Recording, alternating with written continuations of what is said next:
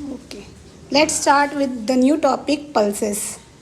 Pulses is the main source of protein for vegetarian people. तो मतलब जो vegetarian people होते हैं उनके लिए प्रोटीन अगर कहीं से मिलता है तो वो है पल्सेस। तो अलग अलग पल्सेस हम लोग देखते हैं यहाँ पे। देखो, तुअर है, मूंग, ग्राम, पीस, बीन्स, मत, urad etcetera are consider as pulses. तो ये सारे बहुत ही इंपॉर्टेंट पल्सेस है जो कि वेजिटेरियन पीपल लोग के लिए बहुत ज़्यादा इम्पॉर्टेंट होते हैं, ताकि वो उसका जो प्रोटीन का जो नीड्स है वो कंप्लीट कर सकें। तुअर, उड़द, मूंग, मत और खारीफ क्रॉप। तो हमने देखा था कि खारीफ क्रॉप क्या है। खारीफ क्रॉप ऐसे क्रॉप्स है कि जो कि रेनी सीजन में ग्रो करते हैं, वेरएज ग्राम, पीस और जो मसूर है वो सब है रबी क्रॉप्स जो विंटर में ग्रो करते हैं। Pulses are grown in all state except where rainfall is more. Pulses को हर एक स्टेट में आप ग्रो कर सकते हैं। एक ही क्राइटेरिया इसके लिए नहीं चाहिए कि यहाँ पे ज़्यादा रेनफॉल नहीं होना चाहिए। Major pulse producing states are Madhya Pradesh, Rajasthan, Uttar Pradesh, Maharashtra, Orissa, Bihar, Andhra Pradesh etcetera. तो ये सारे स्टेट जो हमने देखा है, ये सारे स्टेट्स ज़्यादा से ज़्यादा प्रोड्यूस करते हैं पल्सेस। और गुजरात में कौन से डिस्ट्रिक्ट्स हैं, लेट अस नो। इन गुजरात तुअर को वडोदरा डिस्ट्रिक्ट में ज़्यादा ग्रो किया जाता है। मूंग और मत ये जो है वो कच्छ डिस्ट्रिक्ट्स में ज़्यादा होते हैं, और उड़द पाटन डिस्ट्रिक्ट में।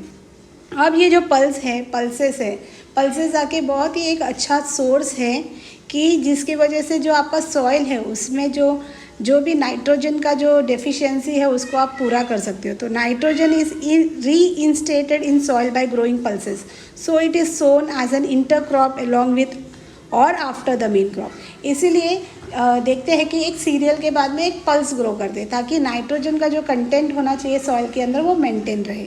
तो ये एक इंटरक्रॉप के जैसे हम क्या कर सकते हैं, सोव कर सकते हैं, प्रोड्यूस कर सकते हैं, जिससे कि आपके सॉइल का जो फर्टिलिटी है वो मेंटेन रहे। सो पल्सेस का आपको समझ में आया। अब थिंग्स टू नो में हम देखते हैं एक न्यू जो चीज़ है वो है नागली या रागी बोलते हैं उसको। नागली या ragi holds a important place in the grass food crop sown in Gujarat. तो ये बहुत ही इम्पॉर्टेंट एक क्रॉप है, ग्रास फूड क्रॉप, जो कि गुजरात में और भी बहुत सारे स्टेट्स में ग्रो करते हैं। Nagli is a staple food of the adivasi aborigine people in hilly region. तो नागली जो है या रागी जो है, इसको जो आदिवासी लोग होते हैं ना, इली रीजन में रहने वाले, पहाड़ी इलाके में रहने वाले, उनके लिए ये सबसे मेन फूड है, स्टेपल फूड है। Among all grass food crops grow sown in Gujarat and in India, the per hectare production of nagli is the maximum. तो जितने भी फूड क्रॉप्स जो ग्रास फूड क्रॉप्स जो ग्रो होते हैं गुजरात या इंडिया में, सबसे ज़्यादा प्रोडक्शन नागली का होता है। Nagli is known as finger millet और African millet in English and is known as bauta in Gujarati.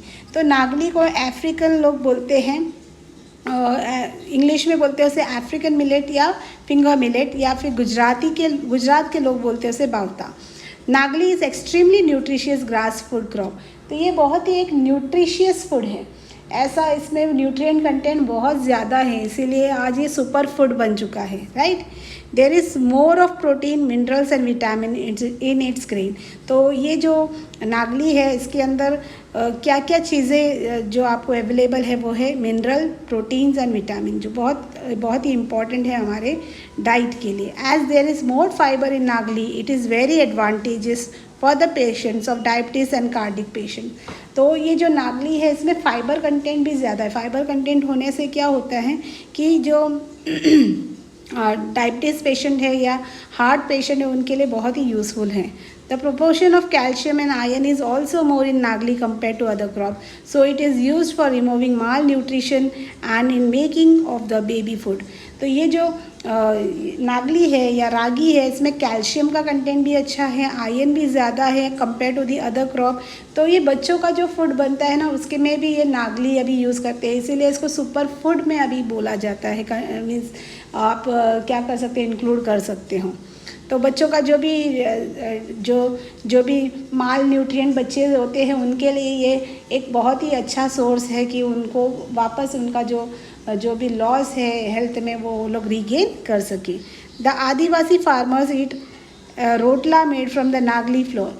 अभी नागली से बहुत कुछ बना सकते हैं हम लोग, ऐसे नहीं कि सिर्फ रोटी ही बना सकते हैं, इससे बहुत अलग अलग आइटम्स बना सकते हैं। साउथ में भी अलग अलग चीज़ें बनाया जाता है इससे।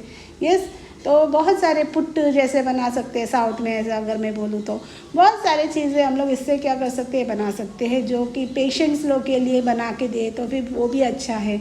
तो बहुत ये एक सुपर फूड है। Besides biscuits, chocolate, toast, nankhatai, wafer, papdi etcetera are also prepare from its flour. मैंने जैसे बोला ना, आपको सिर्फ इसमें से रोटी नहीं बनता है, इससे बहुत सारे आइटम्स आजकल बना सकते हैं। पापड़ बना सकते हैं ना, इससे आप चॉकलेट्स बना सकते हैं, टोस्ट बना सकते हैं, हर एक चीज़, ब्रेड बना सकते हैं। यस, तो बहुत ज़्यादा ये इसका जो यूज़ है, यूटिलिटी है, बहुत ज़्यादा है। तो ये समझ में आपको आ गया है। Let us understand oil seed. India में बहुत सारे ऑयल सीड्स है, राइट। ऑयल सीड्स जो कि बहुत ज़रूरी है ताकि हम लोग क्या कर सकें, हमारे कुकिंग मीडियम बना सके उससे। यस, कुछ भी हम लोग को कुक करना है तो हम लोग ये ऑयल सीड्स के ऑयल से ही हम क्या करते हैं, कुक करते हैं। तो ओके, ये ईटिंग पर्पज़ के लिए है।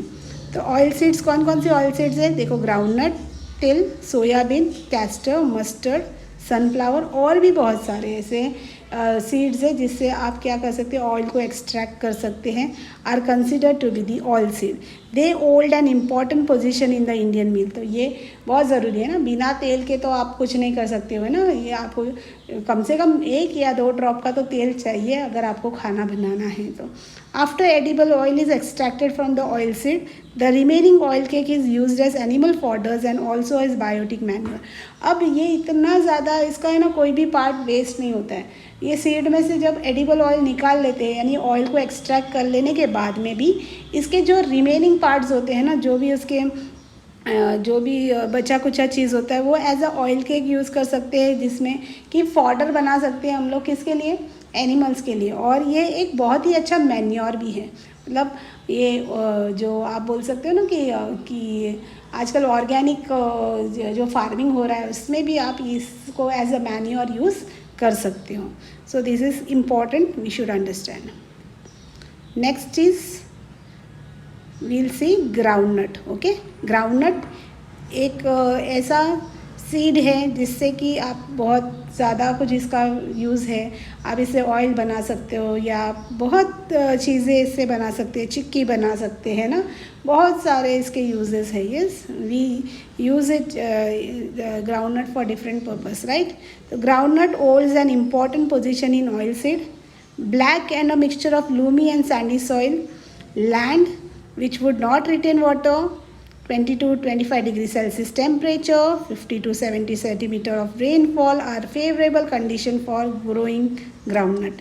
तो ये जो ग्राउंडनट ग्रो करने के लिए आपको कैसा सॉइल चाहिए, ब्लैक या फिर मिक्सचर ऑफ लूमी और सैंडी सॉइल चाहिए, और ऐसे लैंड होना चाहिए जहाँ पे पानी का रिटेन होना कम होना चाहिए, या 25 से 20 या 25 के बीच का जो टेम्परेचर होता है उतना आपको अगर वहाँ पे उस एरिया में है तो आप इजीली ग्राउंडनट को क्या कर सकते हो, ग्रो कर सकते हो। और रेनफॉल भी 50 से 70 सेंटीमीटर के आसपास ही चाहिए। तो ज़्यादा रेनफॉल की भी ज़रूरत यहाँ पे नहीं है, क्योंकि जो सॉइल होना चाहिए वो सॉइल आके पानी को रिटेन करना नहीं चाहिए।